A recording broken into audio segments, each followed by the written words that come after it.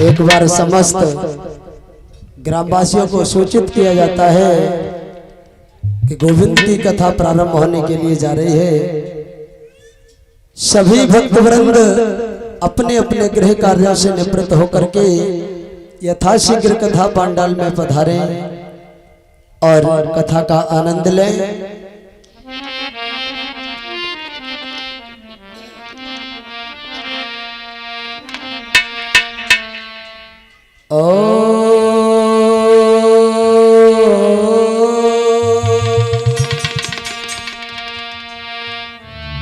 जय गणनायक गणपते जय गणराज गणेश, जय त्रिशूलधर त्रिपुर त्रिगुणातीत महेश, जय गुरुवर जय इष्टवर सीतावर हृदेश, जय जय भारत भारती, जय जय भारत देश। संत हमारी आत्मा संत हमें सिरमौर, सबको सीताराम सो अपने अपने ठौर।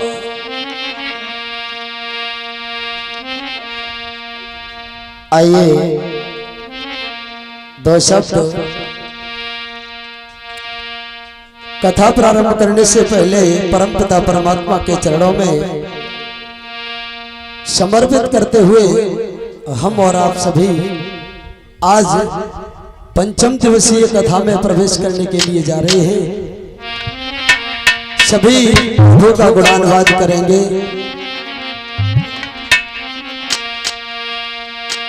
राखिल दीना नाथ सो लज्जा मेरी, राखिल जी राखिल दीना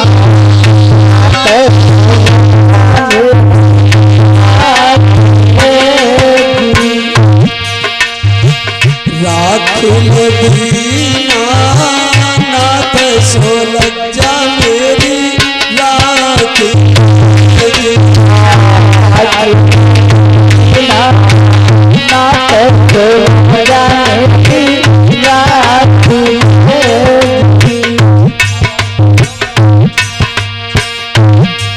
और प्रार्थना है। पीर पड़ी रे जब द्रौपदी सुता पे,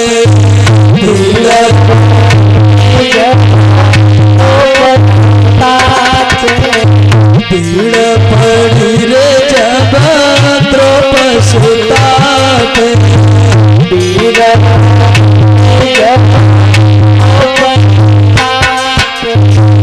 दिलों चीर बढ़ाई सो लज्जा मेरी,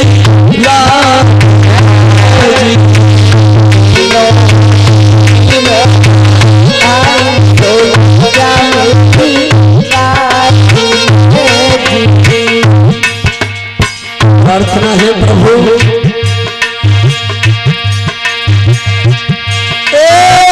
पीर पड़ी रे जब मीरा बाई पे, पीर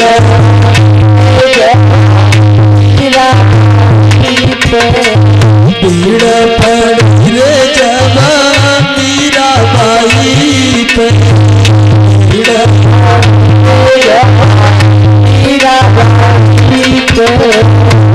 तब दिलों है जहर पिलाई सो लज्जा मेरी,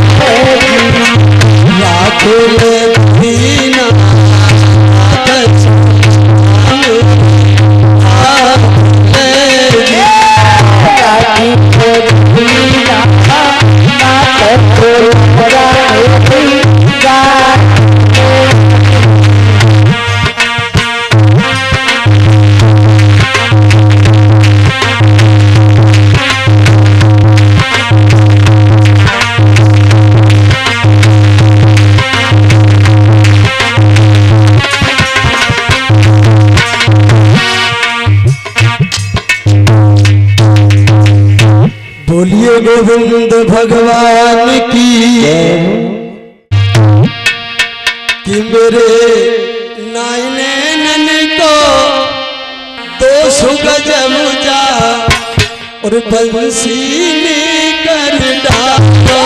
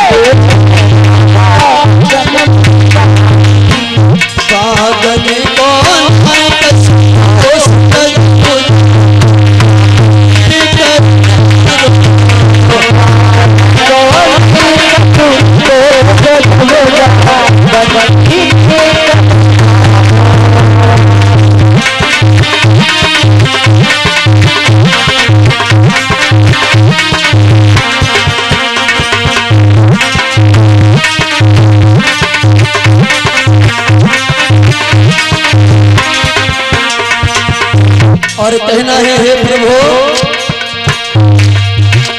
अरे एक दिन तू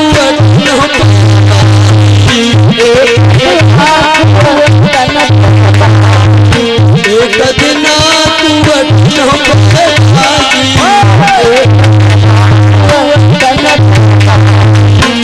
और माताएं भी ताली बजाते हुए जाएं तू मेरे को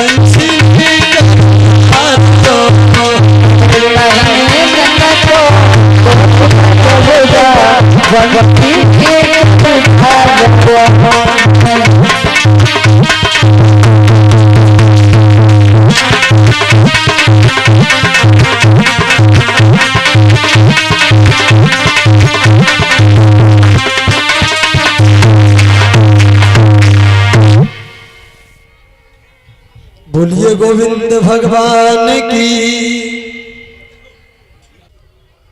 प्रभु श्री राम और लक्ष्मण अपने गुरुजी विश्वामित्र के साथ जनकपुरी में आए हैं। धनुष यज्ञ का आयोजन रखा गया। देश देश के राजा इकट्ठे हुए हैं और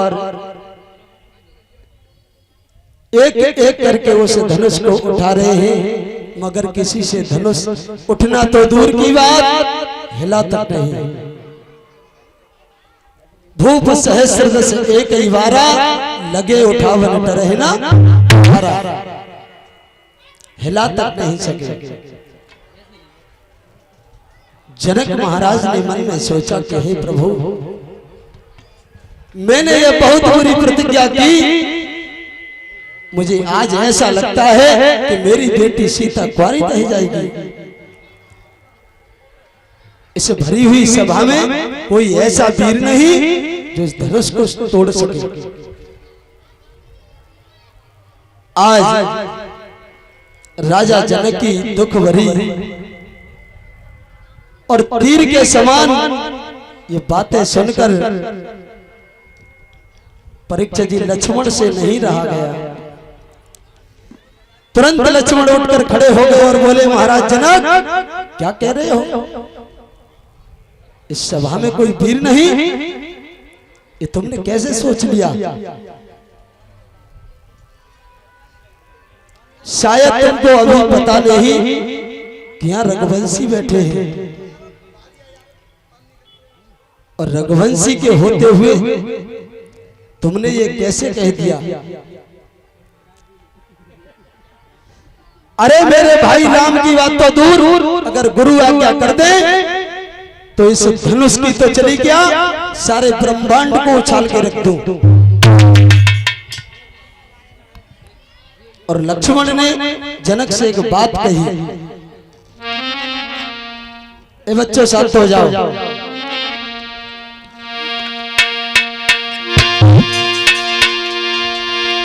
कि यदि गुरु की आज्ञा पाई जाऊं तो ब्रह्मांड को अवे हिलाए डालूं। यदि उन सूर्य चांद को निगल जाऊं, यमराज को फाटे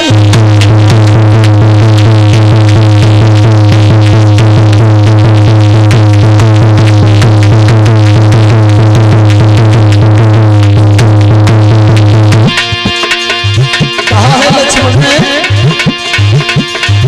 उन सूर्य चांद को निगल जाऊं।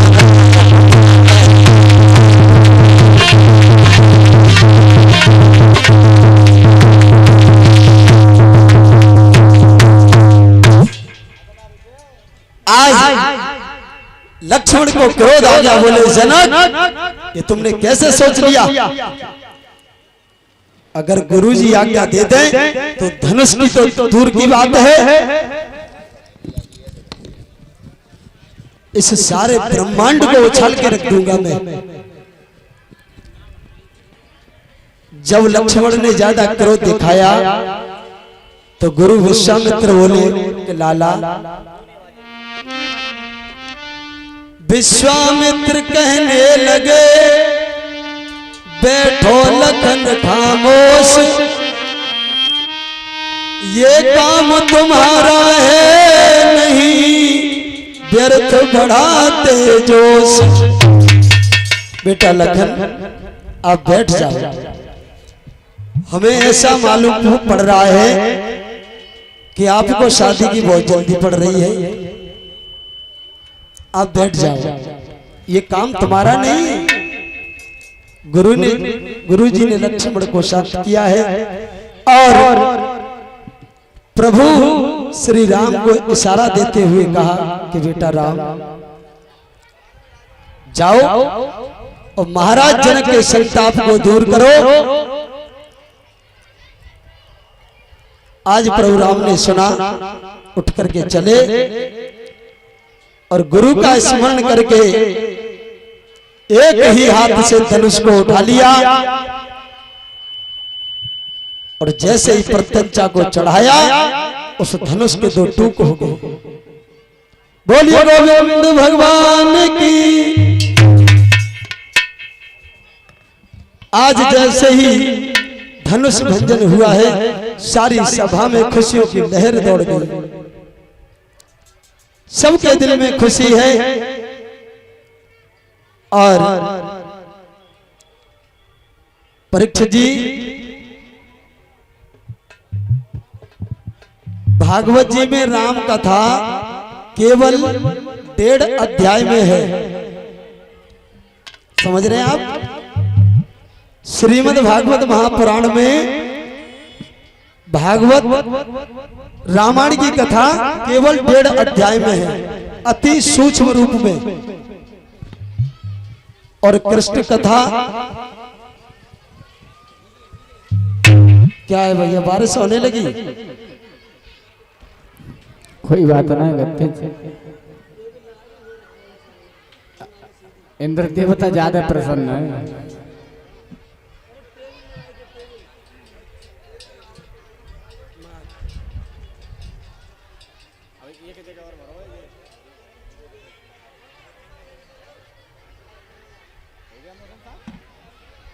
बोलिए गोविंद भगवान की। माताएं शांत हो जाएं, तुम बहुत बातें करती हैं, पीछे से बिल्कुल आवाज नहीं आती। आप एक तो आगे बैठ जाती हो, फिर ऊपर से बातें और करती हैं तुम, मुझे डिस्टरबेंस होता है। शांति से कथा सुनिए आप। आज सारे सभा में खुशी की लहर दौड़ गई। जनक महाराज ने अपनी बेटी सीता को आदेश दिया कि बेटी आओ और प्रभु राम के गले में वरमाला पहनाओ। परीक्षित जी, समय का अभाव है, अभी हमें चंद्रवंश में भी पहुंचना है। बारिश की वजह से कथा समय से नहीं हो पाई, इसीलिए थोड़ा छू करके चल रहे हैं। आज बड़ी हंसी खुशी के साथ प्रभु श्री राम का विवाह सीता जी के साथ संपन्न हुआ है। और परीक्षित जी, ये वर्णन आता है कि जैसे ही धनुष टूटा और उस धनुष की टंकार महेंद्रगिरी पर्वत पर पहुंची परशुराम के कानों में, परशुराम जी तुरंत भागे और जनक की सभा में आए और बोले, जनक ये आवाज कहां से आई और इतने सारे राजा, क्या बात है। बड़ी हंसी खुशी के साथ परशुराम जी ने कहा कि जनक, ये धनुष किसने तोड़ा है। प्रभु श्री राम ने बताया कि प्रभु, ये धनुष आपके इस दास ने तोड़ा है। परशुराम जी को मन में संशय हो गई कि इस धनुष को, ये कोई साधारण धनुष नहीं है, इस धनुष को तोड़ने वाला केवल परमात्मा ही हो सकता है और कोई नहीं। प्रभु श्री राम ने आज परशुराम जी का संशय दूर किया है। राम रमापति कर धन लेहु, खींचहु चाप मिटे सल देहु। संशय दूर किया है। परशुराम जी चले गए। इधर वरमाला कार्यक्रम हुआ है और ये कहा जाता है कि प्रभु श्री राम की बारात जनकपुर में परीक्षित जी 6 महीने तक रुकी। कितने? 6 महीने। और आजकल की बारातें 6 मिनट नहीं रुक रही। हाँ, तुरंत जाओ और तुरंत आओ। क्यों? उसका भी एक कारण है परीक्षित जी। पहले के लोगों में भाव था, आस्था थी, लेकिन आजकल लोगों में भाव नहीं है, प्रेम नहीं है, विश्वास नहीं है। कोई व्यक्ति एक दूसरे के पास उठना बैठना पसंद नहीं करता है। इसीलिए आज ये विषमता हो गई। अंत में महाराज दशरथ ने राजा जनक से आज्ञा मांगी है कि महाराज अब हम विदाई लेना चाहते हैं और मैं सभी से क्षमा मांगूंगा। कथा में छू करके चल रहा हूं क्योंकि समय का अभाव है। आज राजा दशरथ सारी बारात को लेकर अवधपुरी में आते हैं और कहा जाता है कि चारों भाइयों का विवाह आज जनकपुरी से संपन्न हुआ है। राम, लक्ष्मण, भरत और शत्रुघ्न। राम जी का विवाह राजा जनक की सबसे बड़ी बेटी के साथ हुआ है और लक्ष्मण जी का विवाह राजा जनक की सबसे छोटी बेटी के साथ संपन्न हुआ है। भरत जी का विवाह राजा जनक के छोटे भाई कुशध्वज की बेटी मांडवी के साथ हुआ है और शत्रुघ्न का विवाह राजा जनक के छोटे भाई कुशध्वज की श्रुत कीर्ति के साथ संपन्न होता है। बड़ी धूमधाम से सभी अवधपुर में लौट करके आते हैं। आज राजा दशरथ बड़ी हंसी खुशी के साथ अपने महलों में रहते हैं।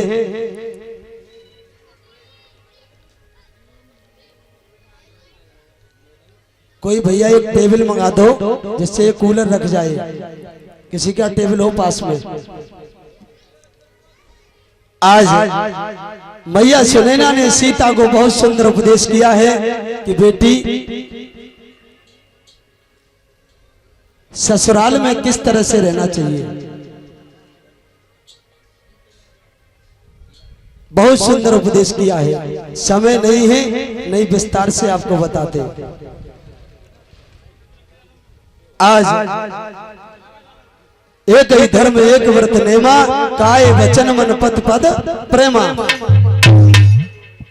पति की सेवा, सास ससुर की सेवा, बुजुर्गों की सेवा, ये सब बताया है। बहुविध भूप सुता समझाई, नारी धर्म कुल रीत सिखाई। नारी धर्म क्या होता है ये सब सिखाया। और अंत में एक दिन दशरथ ने देखा कि मेरे कान के जो बाल होते हैं वो सफेद हो चुके हैं। श्रवण समीप भयोषित केसा, कानों के बाल सफेद हो गए। सोचने लगे कि अब मुझे अपने बेटे को राजा बनाना चाहिए। मेरी उम्र अब राज्य चलाने की नहीं है, भजन करने की है। यही सबसे बड़ी गलती है इंसान की। सारी जिंदगी निकल जाती है लेकिन वो कभी ये नहीं सोचता कि अब हम इस घर की जिम्मेदारी अपने पुत्रों को सौंप दें।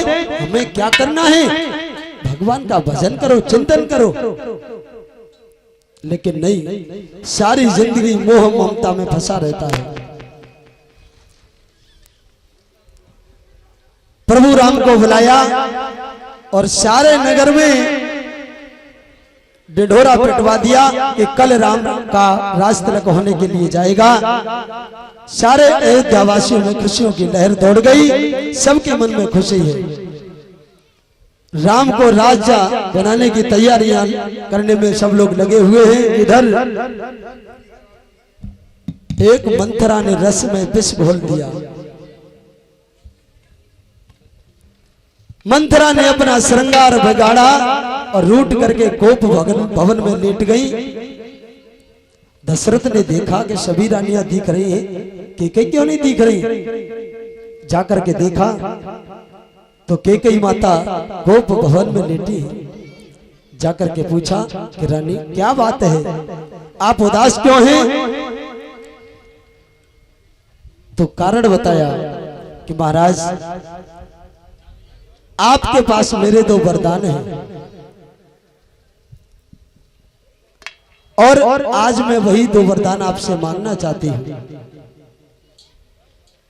आज देखिए माता कैकेयी ने दो वरदान में क्या मांगा। पहला वरदान, मेरे पुत्र भरत को राजगद्दी मिलनी चाहिए। और दूसरा वरदान, राम को 14 वर्ष का वनवास। तापस वेश विशेष उदासी, 14 वर्ष राम वनवासी। राम को 14 वर्ष का वनवास दिया जाए। आज एक मंथरा ने सारे रस में विष घोल दिया और अंततो गत्वा प्रभु श्री राम ने पिता की आज्ञा सिरोधार्य करके 14 वर्ष का वनवास स्वीकार किया है और लक्ष्मण सीता को लेकर के वन में पधारे हैं। सारे अवधवासियों को समझाया कि 14 वर्ष के बाद मैं वापस लौट करके आऊंगा। भरत जी को समझाया और 14 वर्ष पूर्ण होने के बाद वापस सभी अयोध्या वासियों ने प्रभु श्री राम का भव्य स्वागत किया है और प्रभु श्री राम वापस अपनी अयोध्या में लौट करके आए हैं। माता सीता को दोष लगाया गया, वनवास दिया गया और सीता का हरण हुआ है। बहुत भयंकर युद्ध हुआ राम रावण के बीच में और अंत में 13वां बाण राम ने रावण की नाभि में मारा। रावण का देहांत हुआ है। विभीषण को राजा बनाया और वापस अपने राज्य में आए हैं। कथा को मैं बिल्कुल सूक्ष्म रूप से कह रहा हूं, क्षमा करें, क्योंकि मुझे चंद्रवंश में भी आना है। अभी आज राम का राज्य तिलक हुआ है। सारे अवधवासियों ने घर घर घी के दीपक जलाए हैं और कहते हैं कि तभी से हम और आप दिवाली मनाते हैं। श्री सुखदेव जी कहते हैं कि राजन परीक्षित, प्रभु श्री राम ने भागवत के अनुसार 13,000 वर्ष तक शासन किया और रामायण के अनुसार 11,000 वर्ष तक शासन किया है। और उसके बाद राम के 2 पुत्र हुए हैं, लव और कुश। लक्ष्मण के 2 पुत्र हुए, अंगद और चित्रकेतु। भरत के भी 2 पुत्र हुए हैं, तच्छ और पुष्कल। और शत्रुघ्न के भी 2 पुत्र हुए हैं, सुबाहु और श्रुतसेन। और आगे भगवान प्रभु श्री राम अपनी सारी लीलाओं का संवरण करके और अपने धराधाम में गए हैं। बोली गोविंद भगवान की।